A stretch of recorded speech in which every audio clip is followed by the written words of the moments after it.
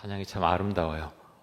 이 찬양 들으면서 참 마음에 평화가 임하는 그런 은혜를 고백하게 됩니다.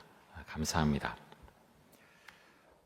요즘 감기 환자가 많은 것 같습니다. 독감이 많이 유행하는데요. 아프지 마시고 건강하시기 바랍니다. 여러분 올해 계획 잘 세우셨나요? 연말하고 연초하고 너무 바쁜 것 같아요. 굉장히 바쁩니다. 바빠서 저도 좀 차분히 앉아서 계획을 세우는 시간을 갖기가 참 어렵더라고요. 근데 그러면서 이제 새벽 시간에 기도하면서 주시는 생각들 몇 가지 이렇게 적고 그러면서 새해 계획도 세워보고 그랬는데 바빠서 사실은 이제 제대로 이제 잘 이루면서 살지는 못하는 것 같습니다. 잘 하는 부분도 있고 또 하지 못하는 것도 있지만 그렇게 계획을 세워놓는다는 자체가 사실은 내가 이렇게 살아가야 되겠다. 그 방향성을 설정해 주기 때문에 우리 계획을 세우는 것은 참 중요하다 생각이 됩니다.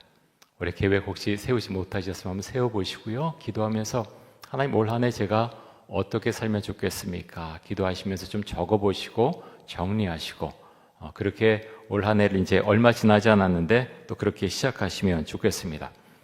근데 말씀에 보면요, 성경에 보면 계획이 나와요. 하나님의 계획이 있고 또 사람들의 계획이죠. 하나님의 큰 계획이 있는데요, 사람들이 아무리 계획해도 그 계획에서 그것을 벗어나려고 하면 하나님이 그냥 두시지 않죠. 근데 그 계획 가운데 사람들이 아무리 용맹스러운 사람, 어떤 정말 큰 나라들, 자신들이 다 하는 것 같지만 모두 하나님의 계획 가운데 있다고 하는 것, 우리는 성경을 통해서 그것을 배우게 됩니다. 자, 성경에 보면 하나님께서 이루고자 하시는 것들이 있죠. 가령 예를 들어서 이스라엘 백성을 출애굽시켜서 가나안 땅에 들어가게 하시는 것, 하나님의 계획이죠. 안 된다 그러는데 그냥 이루게 하십니다. 이끌어 가시는 거죠. 사람들이 불순종하기도 하고 또 여러 가지 일들이 있지만 하나님께서 그 일을 만들어 가십니다. 이스라엘 백성이 교만하게 행동하기 때문에 하나님께서 또 아수르와 바벨론을 들어서 이스라엘을 치시게 하시죠. 하나님의 계획입니다. 하나님의 계획 가운데 모든 것이 있는 거죠. 중요한 건 그런 계획이 있는데요, 각 나라와 각 사람들 계획 세우고 그렇게 그 일을 추진하는데 절대로 하지 않아야 될 행동 무엇입니까? 교만해서는 안 된다. 교만해서는 안 된다라는 것입니다. 자, 오늘 말씀에 또 보면 교만한 아수르의 모습이 나오죠. 이스라엘이 징계를 받는데요, 하나님께서 이 아수르를 몽둥이로 막대기로 사용하셨는데 정작 본인은 모르는 겁니다. 그래서 내가 힘이 있어서 내가 지혜가 좋아서 이 모든 것을 했다. 아수르 왕이 교만한 모습을 보이지 않습니까? 하나님께서 그냥 두지 않겠다라고 이제 말씀을 하시죠. 여러분, 교만한 나라는 멸망당합니다. 개인도 마찬가지죠. 교만하면 망합니다. 문제는 자신이 교만한지 개인도 그렇고 나라도 잘 모른다는데 문제가 있습니다. 우리가 그래서 주 앞에 엎드려 기도할 수 있기를 원합니다. 잘 몰라요. 사람들이 옆에서 수근수근하고 이야기할지 모르지만 정작 본인은 모르는 수가 있죠. 저도 그렇고요. 사람들은 자기 자신에 대해서 사실은 잘 모릅니다. 너무 이제 주눅 들고 자신이 업소할 필요는 없지만 또 반면에 마음에 너무 자신감만 가득해서 교만한 모습으로 혹시 나가지 않도록 우리 자신의 모습을 한번 말씀에 비춰볼 수 있기를 원합니다. 그래서 그렇게 하는 것이 참 지혜롭게 사는 가장 좋은 방법이다. 성경은 그것을 우리에게 가르쳐주고 있습니다. 북이스라엘은 아수르의 주전 722년에 멸망을 당하죠. 근데 여러분, 북이스라엘이 멸망당한 이유가 무엇입니까? 잘 알고 계시죠? 여러 가지로 표현할 수 있지만 하나님 앞에서 교만했기 때문에 하나님께서 치셨습니다. 하나님의 말씀을 무시했고요, 또 하나님을 무시했죠. 공평과 정의를 이루며 살라라고 했는데 사회를 엉망으로 만들었습니다. 정치 지도자들이, 종교 지도자들이 앞장서서 정말 그들이 이루어가야 될 것들을 다 버리고 공평과 정의를 사회 가운데 다 무너뜨렸죠. 그래서 하나님께서 이런 나라는 존재 이유가 없다라고 하시면서 나라를 멸망시키십니다. 여러분, 그렇죠. 이제 오늘 말씀에도 그렇고 선지서에 그런 말씀들이 많이 나오거든요. 하나님께서 우상 멀리하고 하나님의 말씀대로 공평과 정의를 나가라고 하시지만 그것과 반대되는 법을 사람들이 만듭니다. 불공평하고 정의를 잃어버린 사회를 만들게 되죠. 그래서 하나님께서 선지서들을 통해 특별히 말씀하신 것 중에 하나가 무엇인가 하면 공평과 정의를 잃어버린 국가는 존재 이유가 없다, 존립 이유가 없다라는 것입니다. 우리나라도 마찬가지죠. 어떤 나라도 마찬가지입니다. 공평과 정의가 무너진 사회는 존재 이유가 사실은 없습니다. 하나님께서는 그렇게 이루어 가라라고 우리에게 말씀하시는 거예요. 그런 사명을 기독교인들에게 주셨다는 것 우리가 기억할 수 있기를 원합니다. 오늘 말씀 가운데서 1절과 2절 한번 보겠습니다.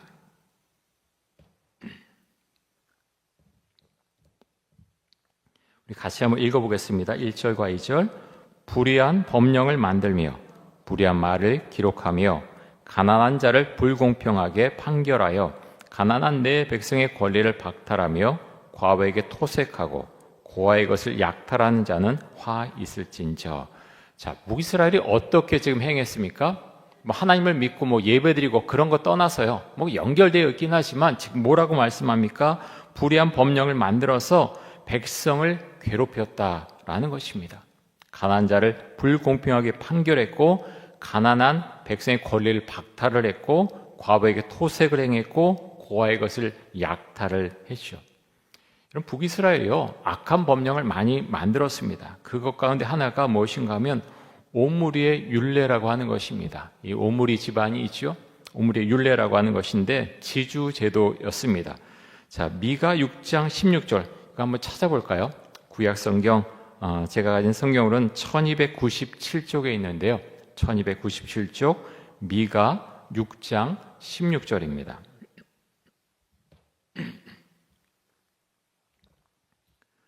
제가 가진 성경으로는 구약성경 1297쪽에 있는데요. 미가 6장 16절. 미가 6장 16절. 우리 갖고 계신 분들 우리 같이 한번 읽어보겠습니다. 너희가 오므리의 율례와 아합 집의 모든 예법을 지키고 그들의 전통을 따르니 내가 너희를 황폐하게 하며 그의 주민을 사람의 조석거리로 만들리라. 너희가 내 백성의 수욕을 담당하리라. 자, 오므리의 율례, 아합 집의 모든 예법, 악법입니다. 악법인데 어떤 악법이냐? 토지 집중 소유제입니다. 토지 집중 소유제. 그러니까 이게 뭔가 하면 부자 권력 있는 자에게 토지를 다 몰아주는 악법입니다. 이스라엘 재판관들이 어떤 일을 행했느냐 하면 불법으로 이제 법을 만들었단 말입니다. 그것을 토대로 이게 법이야 라고 하면서 가난한 자들에게 이제 어떤 판결을 하는데 권력 있는 자의 편에 서서 그냥 말도 안 되게 재판을 하고요. 부자 편에 서서 그냥 빼앗아서 주고 뇌물 받고 그런 일을 했다는 거죠. 과부에게 토색하고 고아의 재물을 약탈한 일에 이 재판관들이 앞장섰다는 것입니다. 못에 근거해서 악법에 근거해서 했다는 거죠. 권력자들 부자들이 다 뺏어갔어요. 그런데 하소연을 못해요. 법이 그래요. 그냥 뺏어가도 돼요. 그냥 악법이죠. 근데 나라가 온전치 못하면 그런 악법을 만들고요. 가난한 자들, 약한 자들은 아무 소리도 하지 못합니다. 뭐라고 하면 두들겨 패지요. 감옥에 집어넣죠. 그게 악한 나라죠. 근데 하나님을 믿는 그런 나라인데요. 이런 나라가 되어버린 거예요. 북이스라엘이. 하나님을 믿어야 되는데 그렇게 하지 않고 나라가 갈라질 때부터 금송아지 만들어 놓고 베델과 단에서 섬기겠지요. 그런 악한 것들이 내려오는데 겉모습만 우상을 섬긴 나라가 됐느냐? 속도 다 썩어버렸다는 겁니다. 공평과 정의를 행해야 되는데 악한 법을 만들어 놓고 다 좋은 것들 다 뺏어가고 그런 일들을 사회 가운데 행했다는 거죠. 하나님을 온전히 믿지 않으면 이런 일이 생긴다라는 것입니다. 지구상에 이런 나라가 많이 있죠. 우리가 알지 못하는 그런 일들이 있고 우리나라 역사 가운데도 사실은 이런 것들이 많이 있죠. 권력자들, 부자들이 말도 안 되게 뺏어가고 사또들이 이상하게 판결을 하고 그런 것들 많이 있지 않습니까? 근데 하나님 나라의 관점으로 보면요. 하나님의 관점으로 보면 이런 나라는 존립의 이유가 없다라는 거죠. 특별히 하나님께서 북이스라엘을 왜 이렇게 치셨습니까? 하나님을 믿는 그런 나라가 되라고 하나님께서 말씀하셨잖아요. 선민이잖아요. 뽑으셨잖아요.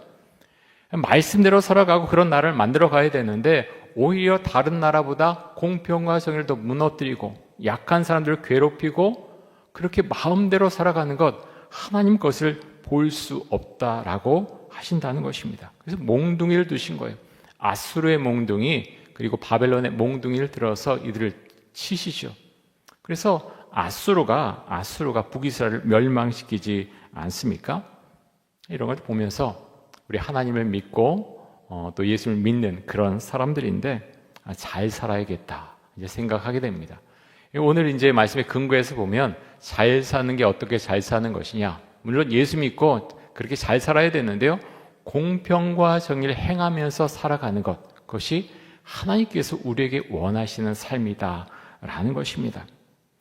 여러분, 우리나라에서는 어떤가요? 좀 어떻게 기독교인들이 살아가고 있습니까? 요즘 이제 여러 가지 이제 진보 보수로 나눠서 갈등이 심하고 막 그런 가운데 어떤 종교의 모습도 보이고 그러면서 참 마음이 아프기도 한데요. 교회를 다니고 예수 믿는 사람들이 어떤 회사나 관공서, 공무원이 돼서 기독교인들이 들어가면 달라지더라. 물이 달라져. 부정부패 없어지더라. 놀랍지 않냐? 그런 얘기 많이 들어보셨나요? 우리나라에 들어보셨나요? 꽤 들어갔거든요. 국회의원도 많고 정치인들도 꽤 있다 그러고 기업인들도 좋은 분들도 사실 많이 계세요. 근데 공무원에 들어가서 영향력이 우리는 얼마나 있는가? 바닷물이 그 짠맛이 얼마인가요? 한 3% 정도 되나요? 몇 프로인가요? 이게 조금만 있어도 그 맛이 나는데 소금과 빛이 되라고 말씀하셨는데 그런 면에 있어서는 참 목회자들이 정말 많이 반성해야 되고요. 그러면서 목회자들의 말씀을 선포할 때 어느 쪽에 섰는가, 여러 군사정권도 있었고 여러 가지 이제 일들이 있었는데 그런 가운데 참 쉽지가 않죠. 그런데 정말로 약자의 편에 서서 이 말씀의 근거에서 말씀을 선포하고 그렇게 교인들을 교육시키고 또 인도하고 그렇게 말씀 가운데 우리가 교회가 함께 그렇게 나아갔는가를 생각했을 때 반성할 점이 많이 있다라고 하는 것입니다.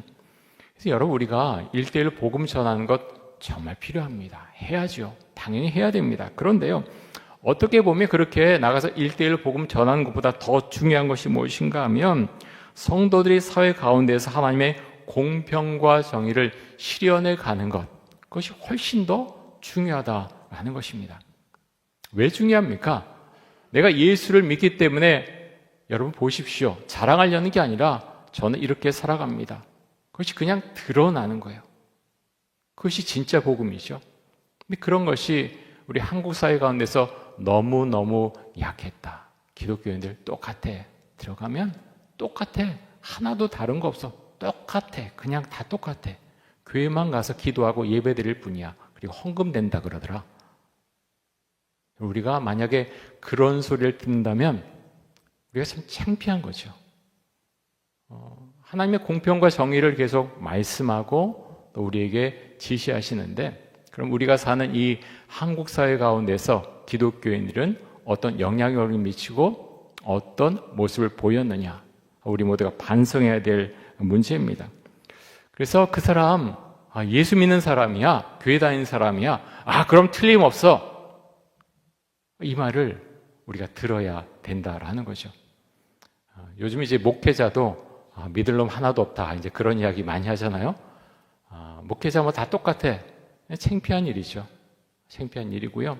그런 가운데서 그런 속에서 어떤 개혁적인 모습이 우리 사회 가운데서 또 종교 가운데서 우리 기독교 안에서 일어나야 된다라는 것을 통감을 하고, 그래서 더 많이 기도할 수밖에 없고, 루터와 칼빈이 그랬던 것처럼 다시 성경으로, 다시 말씀으로, 다시 은혜로, 다시 복음으로 우리는 돌아갈 수밖에 없는 것입니다. 여러분, 예로부터 우리가 싱가포르 얘기 참 많이 들었죠? 싱가포르는요, 제가 한번 찾아보니까 불교가 43%고 이슬람교가 15%예요. 기독교 인구가 정확히 얼마나 되는지 잘 모르겠습니다. 근데 참 약하죠. 그런데 불교 세력이 훨씬 강한 나라에서 법을 그렇게 만들어 놓으니까 불법이 들어가지 못하게 그렇게 국가에서 막는다라는 것입니다. 그래서 보면서 참 이제 불교 국가도 이러는데 하나님을 믿는다고 하고 선교사 2위 파송 국가인 우리나라, 물론 미국도 사실은 1위 파송 국가지만 문제가 많죠. 별일이 다 일어나고. 근데 그런 가운데서도 그렇다고 뭐 미국하고 우리가 똑같아야 된다 그렇게 우리가 말할 수는 없고요. 우리는 얼마나 선교사도 많이 보내고 하는데 우리 사회 속에서 정말 공평과 정의를 행하면서 살고 있는가? 우리가 이사야 말씀을 보면서 특별히 많이 질문을 해보길 원하고, 나는 그렇게 살고 있는가? 회사에서 또 가정에서 동네에서 그렇게 살고 있는가? 우리 자신에게 묻고 또 답할 수 있기를 원합니다. 그래서요, 왜 법 만드는 데 대해서 우리가 관심을 가져야 되는가? 법에 대해 잘 모르거든요, 저들. 근데 악법을 만들면요, 그 법에 근거해서 막 휘두를 수가 있는 거예요. 그래서 그런 악법을 만들지 못하도록 저지를 해야 되는 거죠. 여러분 어떻습니까? 차별금지법 계속 나오잖아요. 근데 그냥 만드나 보다, 그냥 가나 보다, 뭘 반대해, 귀찮아, 그냥 나만 잘 살면 돼. 근데 사회가 그렇지가 않다는 거예요. 그 법을 만들면 휘둘리게 되어 있고요, 언젠가 우리는 내몰리게 되어 있고, 그래서 악법을 만들지 못하도록 어떻게든 저지해야 된다고 하는 것입니다. 그래서 차별금지법뿐만 아니라 나쁜 법이 나왔을 때 관심을 가져야 되고요, 그래서 국민들이 그것에 항의하고 못하도록 막아서야지 그 나라가 민주국가가 되고 온전한 나라를 만들어 갈 수 있다고 하는 것, 우리가 기억하면서 또 그런 국민의 역할을 우리가 감당해 나갈 수 있기를 원합니다. 자, 하나님은 불의한 법을 만들어서 가난한 자들 압제하고 괴롭히는 자들 그냥 두지 않겠다라고 말씀을 하시는데요. 자, 오늘 말씀 가운데 3절과 4절 한번 보겠습니다.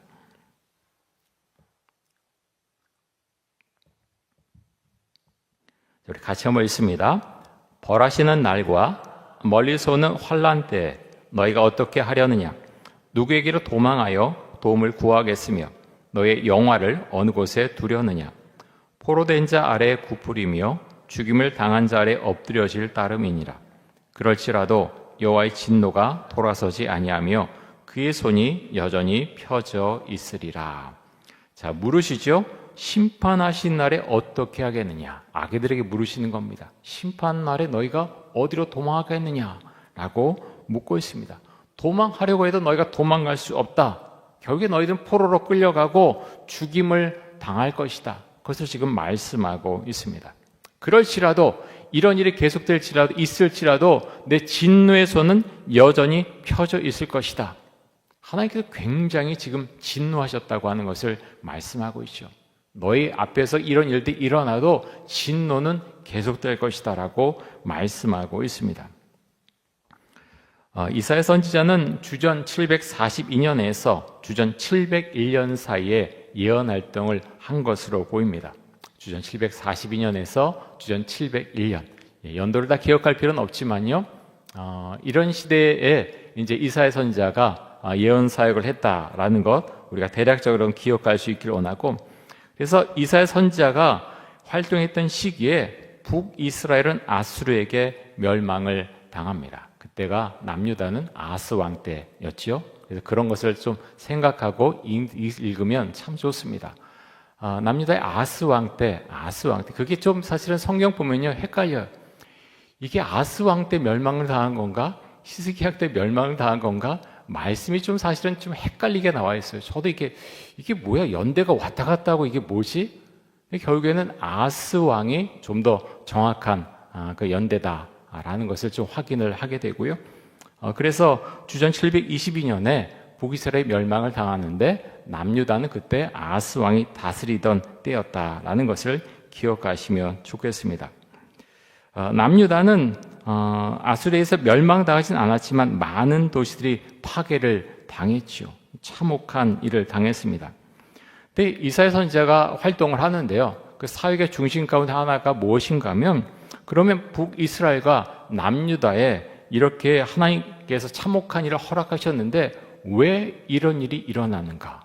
왜 이런 일이 일어나는가? 신학적으로 해석해 주는 그 사역이 이사야 선지자가 행했던 중요 사역 중에 중심적인 것 중에 하나였습니다.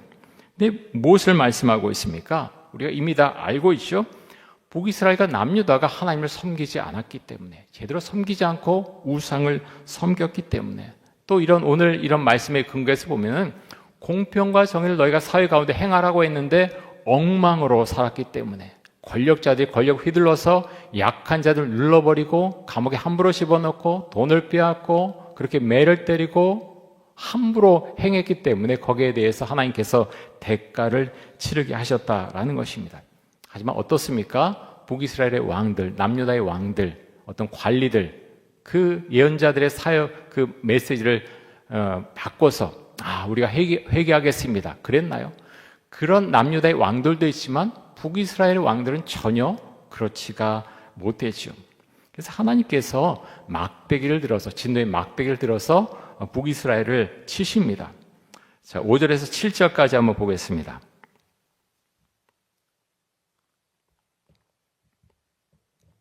자, 5절에서 7절까지 제가 봅니다. 아수르 사람은 화 있을진저 그는 내 진노의 막대기요 그 손의 몽둥이는 내 분노라. 내가 그를 보내어 경건하지 아니한 나라를 치게 하며 내가 그에게 명령하여 나를 노하게 한 백성을 쳐서 탈취하며 노략하게 하며 또 그들을 길거리에 진흙같이 짓밟게 하려 하거니와 그의 뜻은 이같이 아니하며 그의 마음의 생각도 이같이 아니하고 다만 그의 마음은 허다한 나라를 파괴하며 멸절하려 하는도다. 자, 하나님께서 뭐라고 말씀하십니까? 아수르는 내 막대기요, 내 진노의 도구다라고 이제 말씀을 하시죠. 근데 아수르가요 교만했어요. 하나님이 누구냐? 그 약소국가의 신 아니냐? 그러면서 무시했고요. 아수르의 왕은 내가 모든 것을 했다라고 이제 그렇게 이야기를 했죠.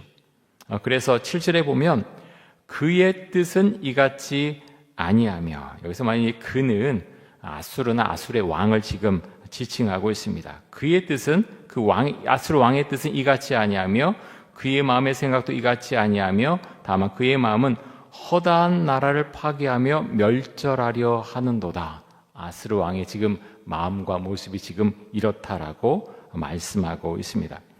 고대 국가의 왕들은요 신이 되기를 원했어요. 강대한 나라들의 왕들은 신이 되기를 원했죠. 대표적인 것이 로마 지역의 황제들 아닙니까? 황제로 칭송을 했고 그렇게 황제 숭배 사상을 만들어 냈지요. 스스로 내가 왕이다 라고 하면서 그렇게 섬김을 받기를 원했습니다. 하지만 그렇게 교만할 때 나라는 다 무너졌죠. 자, 오늘 말씀에 보면 또 아수르 왕이 이렇게 말하는데요. 자, 8절부터 11절까지 한번 보겠습니다. 이 말은요, 아수르 왕이 지금 하는 말입니다. 8절에서 11절까지입니다. 그가 이르기를 내 고관들은 다 왕이 아니냐, 내 고관들은 다 왕이 아니냐. 지금 아수르 왕이 말하는 거죠. 갈로는 갈그미스와 같이 아니하며 하맛은 아르밧과 같이 아니하며 사마리아는 다메섹과 같이 아니하냐. 내 손이 이미 우상을 섬긴 나라들에 미쳤나니 그들이 조각한 신상들이 예루살렘과 사마리아의 신상들보다 뛰어났느니라. 내가 사마리아와 그의 우상들에게 행함같이 예루살렘과 그의 우상들에게 행하지 못하겠느냐 하는도다. 자, 아수르 왕이 지금 이렇게 말하고 그렇게 자랑하고 행동하고 있다고 하는 것입니다. 하지만 참 어리석죠. 하나님께서 허락하지 않으시면 아무 일도 일어나지 않는다고 하는 것, 어리석고 교만한 아수르 왕은 모릅니다. 자, 하나님께서 이렇게 말씀하시는데요. 15절 한번 보겠습니다. 자, 15절은 같이 한번 읽습니다. 도끼가 어찌 찍는 자에게 스스로 자랑하겠으며 톱이 어찌 켜는 자에게 스스로 큰 체하겠느냐. 이는 막대기가 자기를 드는 자를 움직이려 하며 몽둥이가 나무 아닌 사람을 들려함과 같음이로다. 자, 여기 나오는 이제 도끼나 톱, 막대기, 몽둥이 다 아수르 왕을 의미하는 그런 말들이죠. 근데 그것을 사용하는 그 도구를 사용하는 사람의 마음, 그 마음대로 그것을 하지 않겠느냐라고 말씀하고 있습니다. 하나님께서 마음대로 하실 수 있다고 하는 거죠. 근데 만약에 이런 도구들이 뭐 도끼나 톱이나 뭐 막대기, 몽둥이 그렇게 못합니다 라고 하면 어떻게 하죠? 쓸모없잖아요. 막대기 그냥 분질러 버리면 되는 거죠. 그럼 뭐하러 그냥 둡니까? 사용하지 않는 건데요. 그래서 교만하지 말라라고 하나님께서 강력하게 지금 말씀하고 있는 거죠. 하나님이 어떤 분이십니까? 자, 오늘 말씀 가운데 한번 보겠습니다. 16절에서 19절까지 한번 보겠습니다. 16절 19절까지 이렇게 말씀합니다. 그러므로 주 만군의 여호와께서 살진 자를 파리하게 하시며 그의 영화 아래에 불이 붙는 것 같이 맹렬히 타게 하실 것이라. 이스라엘의 빛은 불이 되고 그의 거룩하신 이는 불꽃이 되실 것이니라. 하루 사이에 그의 가시와 찔레가 소멸되며 그의 숲과 기름진 밭의 영광이 전부 소멸되리니 병자가 점점 쇠약하여 감 같을 것이라. 그의 숲에 남은 나무의 수가 희소하여 아이라도 능히 계수할 수 없으리라. 자, 교만한 국가, 교만한 나라에 대해서 하나님께서 이렇게 행하시겠다라고 말씀하시죠. 17절에 보면 그의 거룩하신 불꽃이 되실 것이니라. 불꽃이 되실 것이니라고 말씀하고 있죠.